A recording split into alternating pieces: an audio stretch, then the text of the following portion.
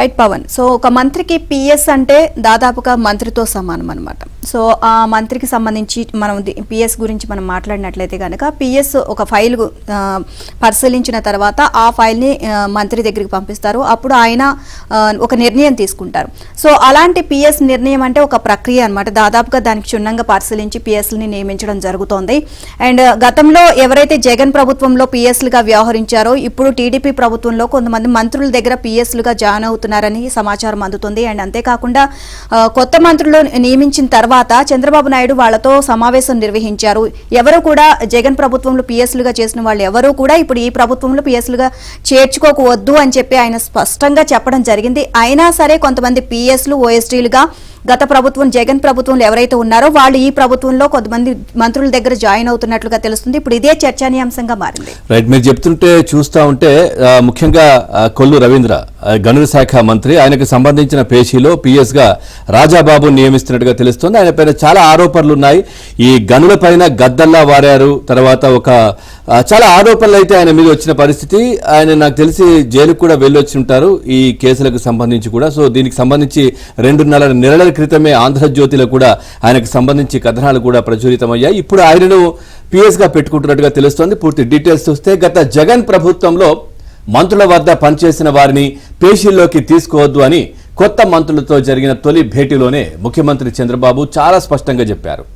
గత ప్రభుత్వంలో ఎన్ని కేసులు ఉంటే అంత ప్రయారిటీ ఇస్తామని ఎన్నికల సందర్భంలో అప్పటి విపక్ష నేత లోకేష్ వ్యాఖ్యానించారు. కానీ వారి మాటలకు భిన్నంగా కొందరు కొత్త మంత్రుల పేషీలోకి వైసీపీ పిఎస్లు ఓఎస్డీలు వాలిపోతున్నారు. గత 5 ఏళ్లు వైసీపీ హయాంలో జరిగిన అన్ని అరాచకాలు, అక్రమాలు, దౌర్జన్యాలు భాగస్వామ్యం ఉన్న అధికారులే ఇప్పుడు కొత్త ప్రభుత్వంలోనూ మంత్రుల వద్ద పాగా వేస్తున్న తీరు ప్రభుత్వ వర్గాల్లో తీవ్ర చర్చనీయాంశంగా మారింది. అందులోనూ అత్యంత వివాదాస్పద అధికారిగా వైసీపీ హయాంలో పనిచేసిన రిటైర్డ్ ఐఏఎస్ రాజాబాబు ఎక్సైజ్ గనుల శాఖ మంత్రి కొల్లు రవీంద్ర పేషీలో చేరుతున్నట్లు వస్తున్న వార్తలు విస్మయపరుస్తున్నాయి. మరోవైపు వైసీపీ ప్రభుత్వంలో వేధింపులు, కేసులకు గురైన వారిని అవే కారణాలతో ప్రభుత్వం పక్కన పెడుతుండడం గమనార్హం.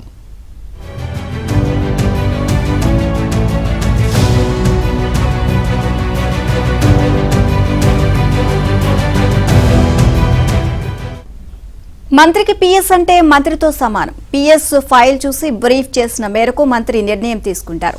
అలాంటి ముఖ్యమైన పోస్టులో నియామకం అనేది ఒక పెద్ద ప్రక్రియ. సాధారణంగా ఈ నియామకాల వెనుక కింగ్ మాస్టర్ ఒకరు ఉండి ఎవరిని నియమించుకోవాలి అనేది మంత్రులకు వారి నిర్దేశిస్తూ ఉంటారు. కానీ ఇప్పుడు గత ప్రభుత్వానికి పూర్తి విరుద్ధమైన సర్కార్ రాష్ట్రంలో ఉంది. జగన్ ఆనవాళ్లు ఏవీ ప్రభుత్వ పాలనలో ఉండరాదు అనే దిశగా గట్టి అడుగులు పడుతున్నాయి. అయినా వైసీపీ వీరభక్తులు కొందరు పేషీలోకి వచ్చేస్తుండడం ప్రభుత్వ వర్గాలను ఆందోళనకు గురిచేస్తోంది.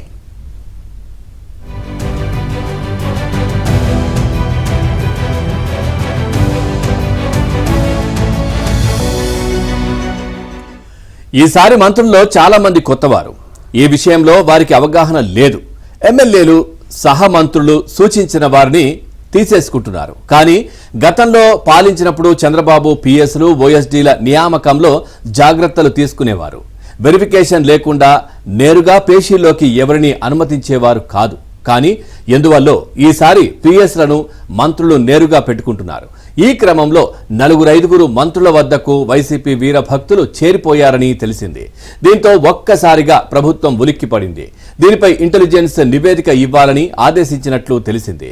అయితే ఈ ప్రక్రియను కూడా కొందరు ఘనాపార్టీలు ప్రభావితం చేస్తున్నారని వార్తలు వస్తున్నాయి. మంత్రికి మంచి పేరు వచ్చినా, చెడ్డ గుర్తింపు వచ్చినా అది పిఎస్లు, ఓఎస్డీల వల్లే జరుగుతుంది.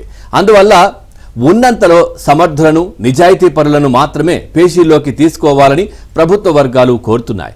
దీనికి భిన్నంగా కొన్ని శాఖల్లో పరిణామాలు ఉండడం పట్ల ఆందోళన చెందుతున్నాయి.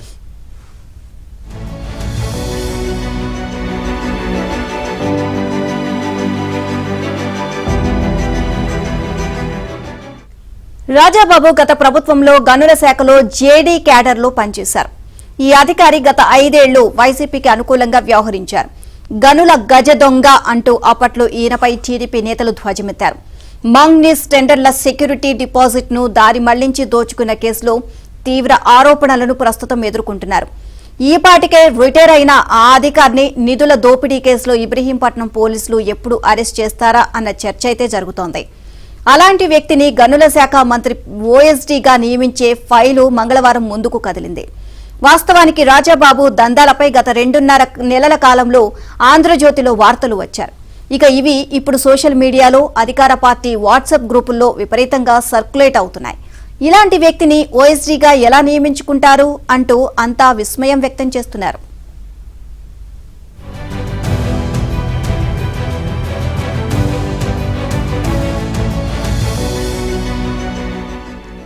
గనుల శాఖలో ఇటీవలి వరకు జాయింట్ డైరెక్టర్ హోదాలో ఆయన పనిచేశారు. ఆయన హయాంలోనే మాంగనీస్ టెండర్ల సందర్భంగా కాంట్రాక్టర్లు సమర్పించిన సెక్యూరిటీ డిపాజిట్ సొమ్ము కోట్లాది రూపాయలు దారిమళ్లాయి. వాటిని గుంటూరులోని ఓ ప్రైవేటు ఇసుక కాంట్రాక్టర్ ఖాతాకు తరలించి ఆ తర్వాత విత్డ్రా చేశారు. ఆ సొమ్ముతో మంగళగిరిలో భారీగా బంగారం, ఇతర ఆభరణాలు కొన్నారు. కార్లు కొనుగోలు చేశారు. విషయం బయటకు పొక్కగానే చిన్న ఉద్యోగులను బలి చేశారు. 3 అవుట్ సోర్సింగ్ ఉద్యోగులపై మోపి వారిపై ఇబ్రహీంపట్నంలో కేసు పెట్టి అరెస్టు చేయించారు. అయితే ఉన్నతాధికారుల ఆమోదంతోనే ఆ నిధులు దారి మళ్లినట్లుగా ఆంధ్రజ్యోతి గత నెల 11వ తేదీన గనుల శాఖలో తోడేళ్ల దందా శీర్షికన వార్తను వెలుగులోకి తీసుకొచ్చింది. ఆ తర్వాత గనుల ఫైళ్లను మాయం చేశారని మరో వార్తను ప్రచురించింది.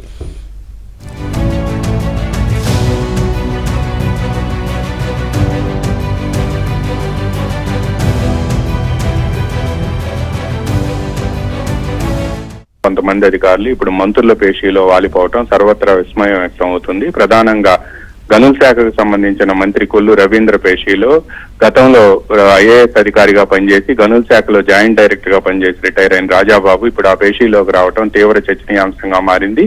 దీనికి సంబంధించి నియామకానికి సంబంధించిన ఫైలు మొన్న మంగళవారం నుంచి కూడా మూవ్ అవుతూ ఉంది. ఇప్పుడు ఈ ఫైల్ మూవ్ అవుతూ ఉంది. అయితే ఇటువంటి అధికారులను ఎవరిని కూడా గత ప్రభుత్వంలో పనిచేసిన అధికారులను కానీ మంత్రుల పేషీలో పనిచేసిన వాళ్ళని ఎవరిని కూడా ఇప్పుడు మంత్రుల పేషీలోకి తీసుకోవద్దు అని చెప్పి ముఖ్యమంత్రి చంద్రబాబు నాయుడు కేబినెట్ సమావేశంలోనూ అంతకు ముందు తన వద్ద జరిగిన సమావేశంలో కూడా మంత్రుల భేటీలో స్పష్టంగా చెప్పారు. అయినప్పటికీ కూడా కొంతమంది అధికారులు ఇలా వచ్చి అలా వాలిపోవడం ప్రారంభమైంది. రాజాబాబుతో పాటు సచివాలయ ఉద్యోగుల సంఘం అధ్యక్షుడిగా పనిచేసిన వెంకట్రామరెడ్డి ఆయన నేను వైసీపీకి సంబంధించిన వ్యక్తిని అని చెప్పి కూడా చెప్పుకున్నారు.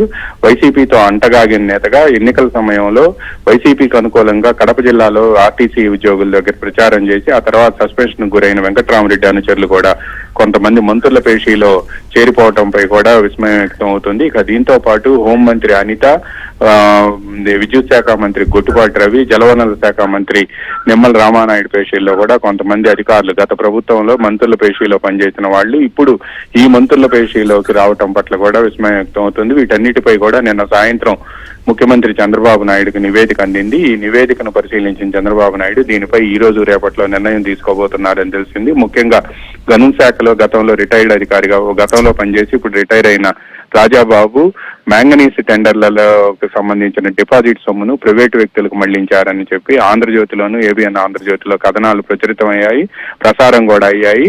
అదేవిధంగా ఈయన నెపాన్ని ఆరోపణలు తనపై జరిగిన ఉదంతాన్ని తనపై రాకుండా చూసేందుకు అక్కడ ఉండే అవుట్ సోర్సింగ్ ఉద్యోగులపై నెట్టడంతో ఇబ్రహీంపట్నం పోలీసులు ఆ 3 ఉద్యోగులను అరెస్ట్ చేశారు.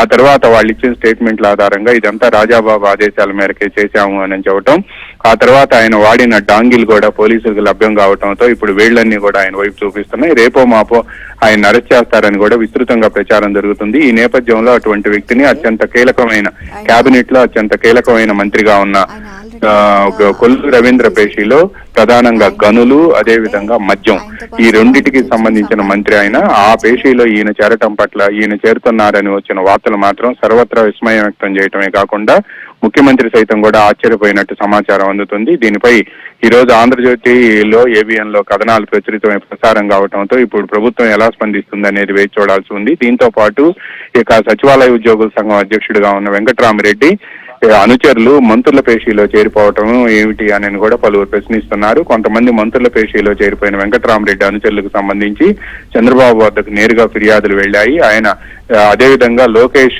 కూడా దీనిపై చర్యలు తీసుకోవాలని కోరుతున్నారు. వీటన్నిటికి మించి విచిత్రం ఏంటంటే పవన్, గతంలో లోకేష్ ఎవరైతే 10 నుంచి 15 కేసులు ఉంటాయో తెలుగుదేశం పార్టీకి సంబంధించిన నేతలు కార్యకర్తలు ఎవరైతే ఉన్నారో వాళ్ళందరూ కూడా అటువంటి వాళ్ళను మాత్రమే తాను ఆదరిస్తాను అని చెప్పి ఆయన ప్రకటించారు పలుమార్లు. ఆయన పాదయాత్ర యువగళంలో కూడా చెప్పారు. కానీ తెలుగుదేశం పార్టీ తరఫున పనిచేసినందుకు గత ప్రభుత్వం కక్ష సాధింపు చర్యల కింద వీళ్లపై కేసులు మోపారు.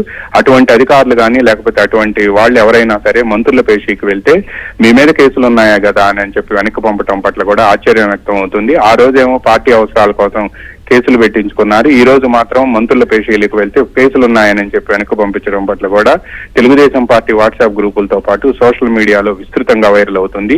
ఇదేమి భిన్న వైఖరి అని చెప్పి కూడా నిలదీస్తున్నారు. ప్రభుత్వం ఏర్పాటై 4 రోజులలో ఇటువంటి ఎన్ని అపసవ్యాలు జరుగుతున్నాయి అంటూ కూడా సోషల్ మీడియాలో పోస్టులు వైరల్ అవుతున్నాయి. దీనిపై వెంటనే ముఖ్యమంత్రి చంద్రబాబు నాయుడుతో పాటు విద్యాశాఖ మంత్రి లోకేష్ కూడా తగిన దృష్టి సారించి తగిన చర్యలు తీసుకోవాలని కూడా తెలుగుదేశం పార్టీ కార్యకర్తలు నేతలతో పాటు సోషల్ మీడియాలో చివరికి నెటిజన్లు కూడా కోరుతున్నారు. రాష్ట్రానికి పరిపాలన గుండెకాయ అయిన సచివాలయంలో వెంకట్రామరెడ్డి ఉద్యోగుల సంఘం అధ్యక్షుడిగా ఉండటమే కాకుండా నిబంధనలు ఉల్లంఘించి ఆయన చేసిన పనులు తాను వైసీపీ నేతని కార్యకర్తని అని చెప్పి నిసిగ్గుగా చెప్పుకున్నారు అని చెప్పి కూడా తెలుగుదేశం పార్టీ కార్యకర్తలు ఆరోపిస్తున్నారు. అటువంటి వ్యక్తి అనుచరులు ఈ రోజు పేషీల్లో చేరడం ఏమిటి అని కూడా నిలదీస్తున్నారు. వీటన్నిటిపై కూడా తెలుగుదేశం అధినేత పార్టీ జాతీయ అధ్యక్షుడు ముఖ్యమంత్రి చంద్రబాబు నాయుడు దృష్టి సారించకపోతే కార్యకర్తలు నేతల్లో పాటు కొంతమంది ఎవరైతే తెలుగుదేశం ప్రభుత్వాన్ని అభిమానిస్తున్నారో తటస్థులు గాని సోషల్ మీడియా గాని వీళ్ళందరూ కూడా మోరల్ గా దెబ్బతింటారు అని కూడా పార్టీకి కూడా ఇబ్బంది